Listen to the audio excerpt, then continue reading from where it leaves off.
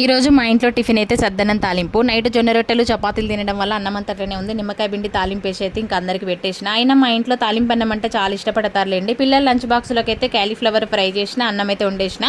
ఇంకా వాళ్ళందరికీ తాలింపు అన్నం అయితే పెట్టేసిన. నేనైతే తిననండి, పొద్దున్నే నిమ్మకాయ తేనె వేణీళ్ళు అవుతా కదా, నాకు ఆకలి అనేది తొందరగా వేయదు. ఇంకా పిల్లలైతే తిని స్కూల్కి వెళ్ళి మళ్ళీ రివర్స్లో వచ్చిండు మా లోహిత్ అయితే. ఎందుకు వచ్చిండంటే కొన్ని విషయాలు పిల్లలు పేరెంట్స్ చెప్తే విననివి, స్కూల్లో టీచర్స్ చెప్తే తప్పకుండా వింటారండి. మా ఇంట్లో మా పిల్లలకి నాకు ఒకే డిస్కషన్ జరుగుతుంది, తలకు ఆయిల్ పెట్టుకోరనమాట. ఇంకా పీటీ సార్ వెంటనే ఆయిల్ పెట్టుకొని రాపో అని ఇంటికైతే పంపించిండు. చాలా హ్యాపీగా అనిపించింది. వచ్చి మళ్ళీ ఆయిల్ పెట్టుకొని వాళ్ళ తాతయ్యతో అయితే స్కూల్కి వెళ్తుండు. ఇంకా పిల్లలు స్కూల్కి వెళ్ళిన తర్వాత నేనైతే ఇంకా దోసకాయ టమాటా ఎండు రొయ్యలు అయితే వండినా. వాళ్ళు ఉన్నప్పుడు వండితే స్మెల్ వస్తుందని తినరు, వండి పెట్టిన తర్వాత అయితే తింటారనమాట.